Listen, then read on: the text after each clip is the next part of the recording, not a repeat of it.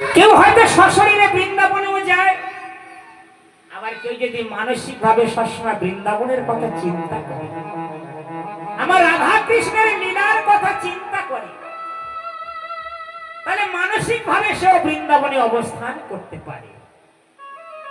মধুময় বৃন্দাবনে আমার ভগবান কৃষ্ণচন্দ্র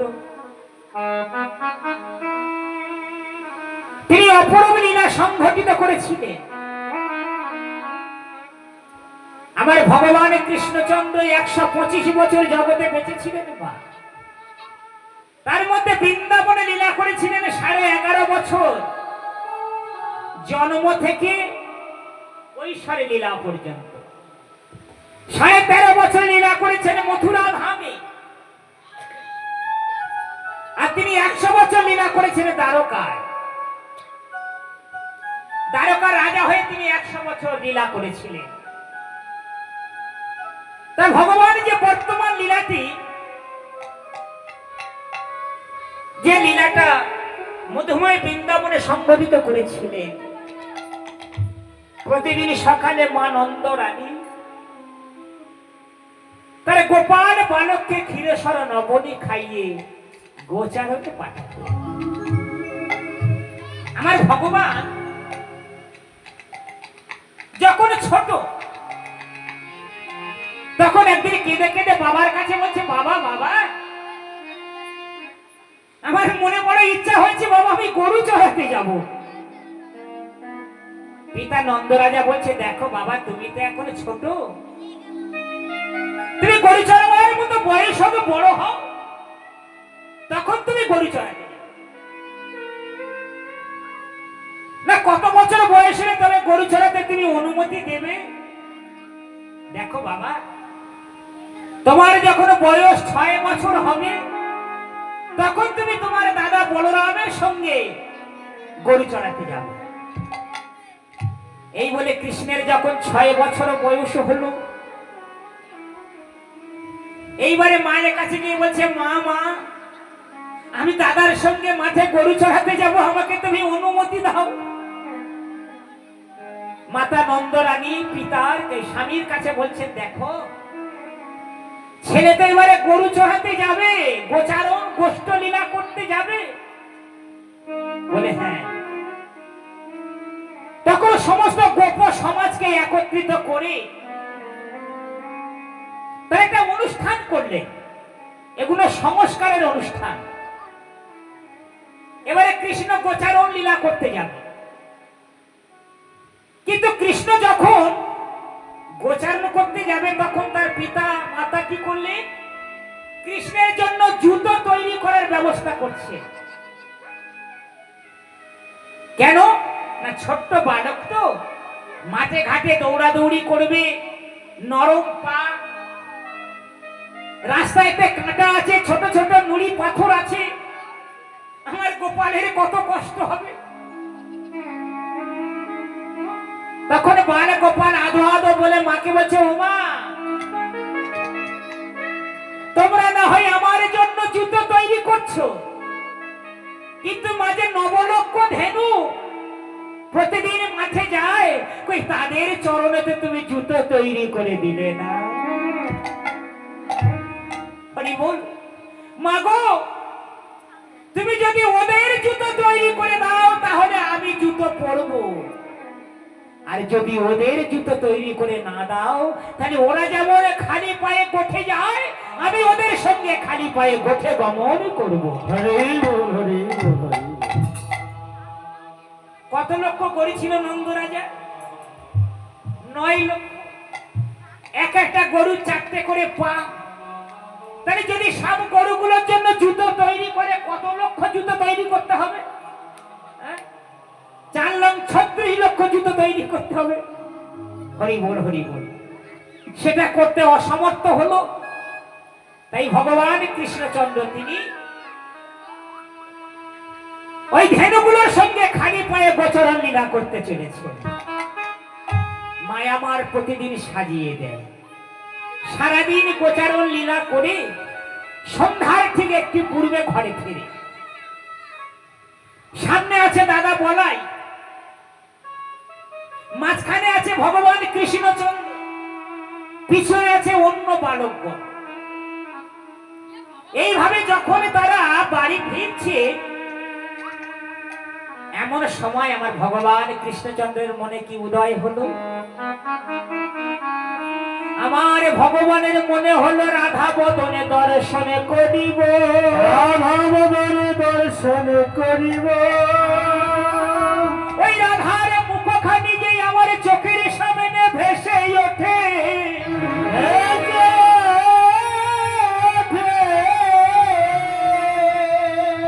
তাই রাধা বদনে দর্শন করারে লাগি, দর্শন করে লাগি আমার মনে যে পাগল হয়ে যাচ্ছে, মনে যে পাগল হয়েছে। আর ওদিকে দেখুন, কৃষ্ণের মনে যেমন রাধারানীর কথা উদয় হয়েছে, তেমনি রাধারানীর মনেও কৃষ্ণ বদন দর্শন করার জন্য তার মন ব্যাকুল হয়ে গেছে, তাই না মা? এটাই হলো অন্তরের অন্তরের টান। রাধারানী কি করবে? তার শাশুড়ি ননদিনী বাঘিনী, শাশুড়ি যার নাম শুনলে শ্বাস উঠে যায়, তাকে বলে শাশুড়ি। কি আপনারা শাশুড়ি হয়েছে? কারা কারা শাশুড়ি হয়েছে? আগেকার দিনে শাশুড়ির নাম শুনলে বৌমার শ্বাসটা উড়ে যেত, তাই নামে ছিল শাশুড়ি। এখন আর শাশুড়ি দেখে বৌমাদের আর ভয় হয় না, ঠিক আছে? তাই শাশুড়ি জটিলা আর ননদিনী কুটিলা, এদের ভয়েতে রাধারানী ঘর থেকে বেরোতে পারে না। রাধারানী কি করছে না, কৃষ্ণ বদন দর্শন করার জন্য জলানা ছলনা করে ঘোড়াটা উঠতে দিয়ে এবার সখীগণকে সঙ্গে করে নিয়ে যমুনায় চলেছে জল আনতে। এদিক থেকে রাধারানী যাচ্ছে, ওদিক থেকে কৃষ্ণচন্দ্র আসছে। দুজনের দেখা, চোখে চোখ পড়েছে কিন্তু কথা হচ্ছে না, যা কিছু হচ্ছে ইশারার দ্বারা হচ্ছে। হরি বল হরি বল।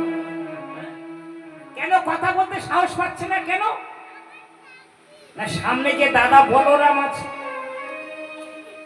রাধারানী ভাবছে আমার ভাসু, আরে কৃষ্ণ ভাবছে বড় দাদা আছে, সেই জন্য তারা কথা বলতে পারছে না, কিন্তু ইশারা হচ্ছে, নয়নে নয়ন, নয়ন দিয়ে কথা হচ্ছে। আপনারা জানেন চোখ দিয়ে কথা হয়? আবার শুনেছেন চোখ দিয়ে কথা হয়? হয়। কান দিয়েও কথা হয়। কি করে না, যদি এই কর্ণ দিয়ে মন প্রাণ সহকারে ভগবানের কথা শ্রবণ করেন, ভগবানের কথা শুনতে শুনতে এই কর্ণ দিয়ে ভগবানকে দর্শন হয়ে যাবে। তাই রাধারানীর নয়ন আর কৃষ্ণের নয়ন, এই দুইটা দুইটা চারটে নয়নে এক হয়ে গেছে। মনে হচ্ছে যেন রাম রাবণের মধ্যে বাণ ছড়াছড়ি হচ্ছে।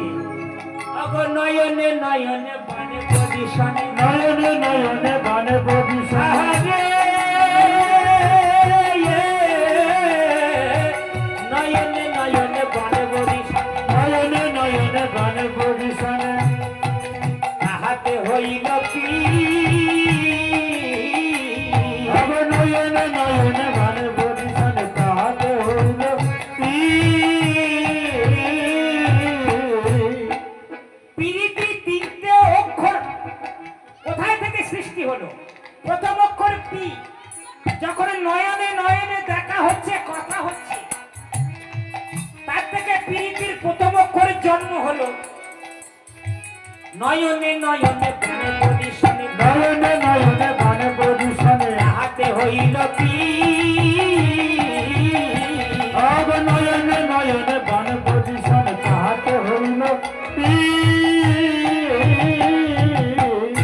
সখীরে বদনে বদনে চুম্বন দিয়া, বদনে বদনে চুম্বন দিয়া, বদনে বদনে চুম্বন দিয়া, বদনে বদনে চুম্বন দিয়া, তাহাতে হইল রি, তাহাতে হইল রি।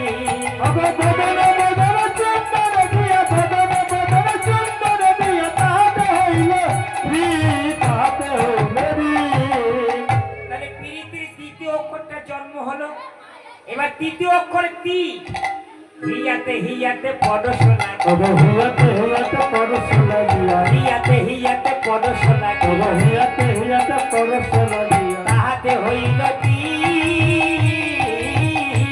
তবে হিয়াতে হিয়াতে পরশ লাগিয়া হিয়াতে হিয়াতে পরশ লাগিয়া তাহাতে লাগিল বলে এই তো পিরিতি, এই তো প্রীতি এই তো পিরিতি, এই তো প্রীতি অগতিনে মিলে হয়ে গেল এই তো পিরিতি, দিনে মিলে হয়ে গেল এই তো প্রীতি অগতিনে মিলে হয়ে আমার কৃষ্ণ প্রেমের এমন রীতি, দিনে মিলে হয়ে গেল কৃষ্ণ প্রেমের এমন আমার রীতি, দিনে মিলে হয়ে গেল কৃষ্ণ প্রেমের এমন আমার দিনে মিলে হয়ে গেল কৃষ্ণ প্রেমের এমন রীতি দিনে মিলে হয়ে গেল কৃষ্ণ প্রেমের এমন রীতি দিনে মিলে হয়ে গেল এই তো প্রীতি এই তো প্রীতি প্রীতির চোখে চোখে কথা হলো। কৃষ্ণচন্দ্র ইশারা করে রাধারানীকে জানালো, রাধে আজকে তুমি কেশর কুঞ্জে সাজিয়ে রেখো, আমি তোমার কুঞ্জে গিয়ে আজকে রাত্রে আমি বিহারে করব। তাহলে রাধারানী কৃষ্ণ বদনে দর্শন করলো, কৃষ্ণ রাধারানীর বদনে দর্শন করলো, বলে এবার যে যার ঘরে ফিরে চলে গেল। আমার রাধারানী সখী পরিবৃত্ত হয়ে যখন ঘরে ফিরে এলো, ঘরে ফিরে এলো, ওরে সখী ললিতা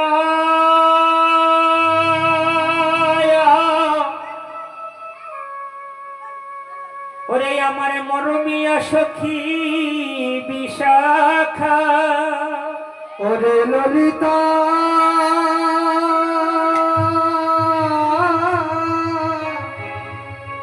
ওরে বিশাখা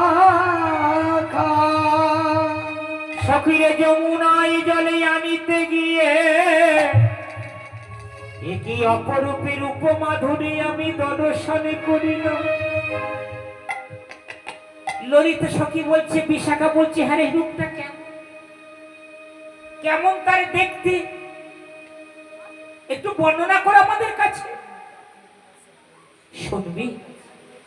শোনে সখী, তার দেখতে যেমন মধুর, তার কথাও তেমন মধুর, আরে তার এই বাঁকা চোখে বাঁকা চাহনি, সখী আমার হৃদয় থেকে মন প্রাণ সবে চুরি করে নিয়ে চলে গেছে। আরে বল বল বল, কেমন তার রূপের ছটা বল সখী। তাহলে শোন, ওরে ললিতা, ওরে বিশাখা, আমি দেখলাম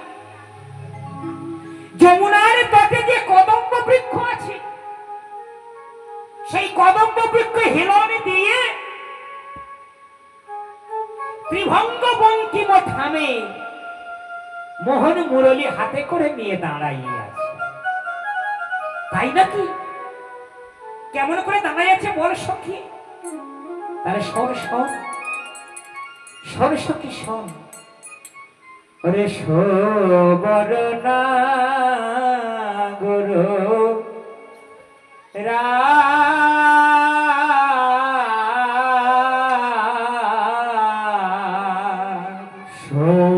শোবরনা গুরুরা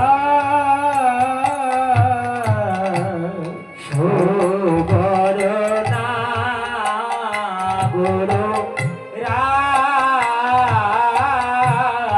শোবরনা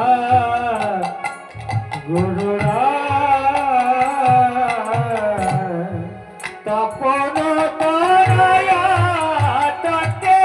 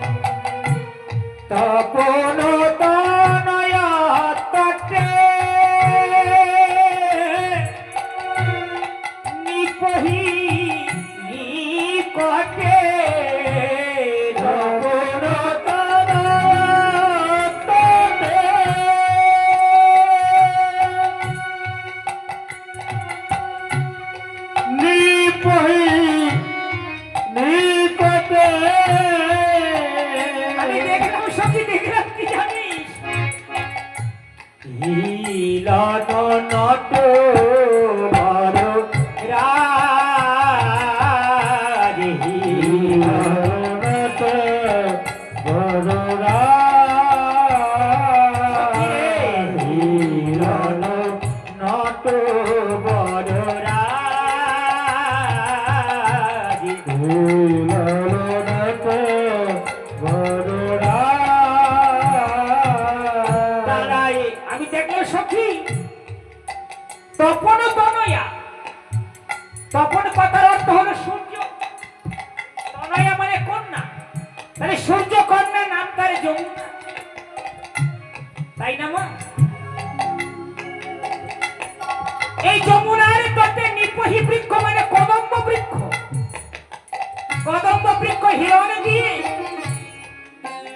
সে নর্তকের বেশে ধারণ করে সেই হিরণ দিয়ে দাঁড়াই আছে এই এখুনি দেখে এলাম আমি এখনি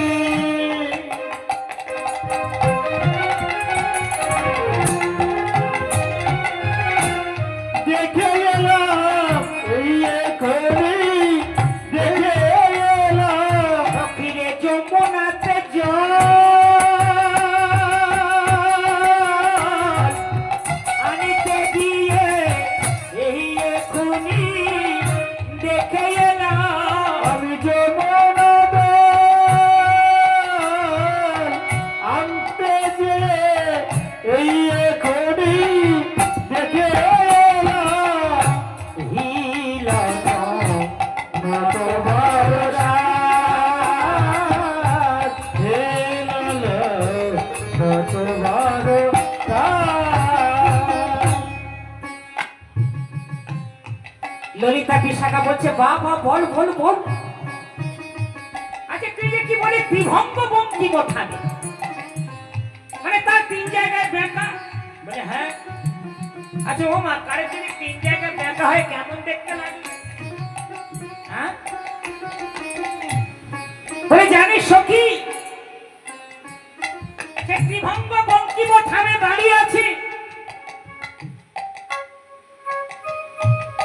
আর তার চরণে যুগলের দিকে কেউ যদি একবারে লক্ষ্য দেয় সে আর তার নয়নে ফিরাতে না রে সখী আমার ভগবানের দুই চরণে মিলে 49টি চিহ্ন আছে 19টা চিহ্ন আছে ভগবানের ডান পায়ে আছে 11টা চিহ্ন আর বাম পায়ে আছে 8খানা চিহ্ন 11 আর 8 19 রাধারানীর ওই রকম ঠিক উল্টোটা রাধারানীর বাম পায়ে আছে 11টা চিহ্ন আর ডান পায়ে আছে 8টা চিহ্ন 19টা চিহ্ন আরে ভগবানের গৌর হরিকে রাধা কৃষ্ণের মিলিত বিগ্রহ তার উজ্জ্বল প্রমাণ হলো এই গৌর হরি চরণে এই 49টি চিহ্ন আছে 49টি চিহ্নের মধ্যে ভগবান কৃষ্ণচন্দ্রের দক্ষিণে পায়ে একটা চিহ্ন আছে যেটা কুম্ভর চিহ্ন ভগবানের দক্ষিণে পায়ে 4টে কুম্ভ আছে 4টে কুম্ভ মানে কলসি এই 4টে কুম্ভের সংকেতটা কি না রাধারানী বলছে জানিস সখী আমার ভগবানে কেন কলসি চরণে করে ধরে রেখেছে জানিস ওরে সখী ভারতবর্ষে 4 জায়গায় কুম্ভ মেলা হয় এই গত 2 বছর আগে মনে হয় প্রয়াগরাজে মহাকুম্ভ হয়ে গেল তাই তো গত বছর কি তার আগের বছর আপনারা গিয়েছেন মহাকুম্ভে গিয়েছিলেন কেউ জানেন হাজার হাজার কোটি কোটি মানুষ গিয়েছে মহাকুম্ভ দর্শন করার জন্য আর আমার ভগবান কৃষ্ণচন্দ্র কি করলেন সেই মহাকুম্ভ যে কুম্ভে স্নান করলে একবার মানব জীবন ধন্য হয়ে যায় কিন্তু সেই কুম্ভে যাওয়ার মতো সামর্থ্য সকলের হয় না হরি বল হরি বল তাই ভারতবর্ষে যে 4 জায়গায় মহাকুম্ভ হয় সেই মহাকুম্ভ যারা গেছে তারা যে শক্তিটি অর্জন করে সেই একই শক্তিটি অর্জন করতে পারবেন যদি আমার কৃষ্ণচন্দ্রের চরণ ধরে কেউ থাকতে পারে হরি বল হরি বল হরি বল ভগবান কৃপা করে তার চরণে কুম্ভ ধারণ করে রেখেছে। বলে কেহ যদি একেবারে এই জীবনে কেঁদে কেঁদে গোবিন্দ বলে ডাকিতে পারে, গোবিন্দ বলে ডাকিতে পারে, বলে হা গোবিন্দ প্রাণে গোবিন্দ বলে কাঁদিতে পারে, কাঁদিতে পারে, হে গোবিন্দ কৃপা করো বলে, কৃপা করো বলে, নয়নে জলে বুকি ভাসাই একেবারে যদি তার চরণে আশ্রয় নিতে পারে, চরণে আশ্রয় নিতে পারে, সখী তার মানবে জন্মে ধন্য হয়ে যাবে। তাই জানিস সখী, সেই ত্রিভঙ্গ বঙ্কিম ঠামে যমুনার তটে দাঁড়িয়ে আছে। আর কি জানিস সখী, তার যখন আমি ললাটার দিকে লক্ষ্য দিলাম, ললাটায় দেখবি এই যে দুটো ভুরু আছে, তাই না মা? আছে তো? এই দুটো ভুরু, এই দুটো ভুরুর মাঝখানে যেন খঞ্জর পাখি নৃত্য করছে। আর কি জানিস, সেই পুরুষের মাঝখানে, দুটো ভুরুর মাঝখানে নাচত ভাঙ, আমার ভাঙ খেয়ে ভোলা, তিনি যেন সেই দুটো ভুরুর মাঝখানে উদণ্ড নৃত্য করছে। হরে বল, হরে বল।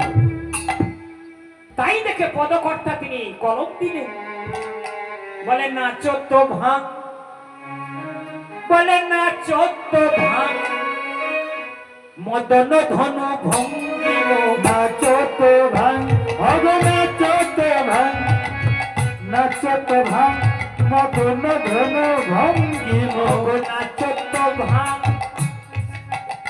আমার ভাঙ খেয়ে ভোলা না,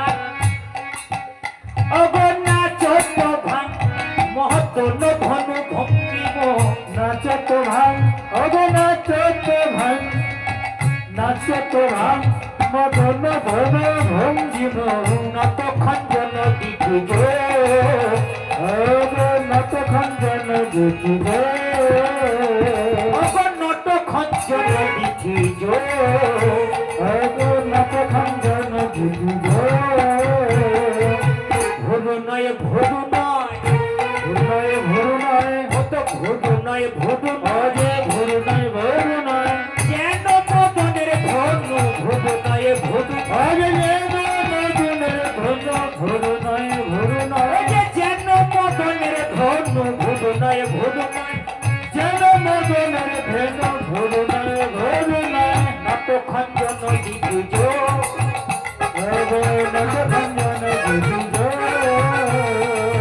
নত খঞ্জন বুঝিব।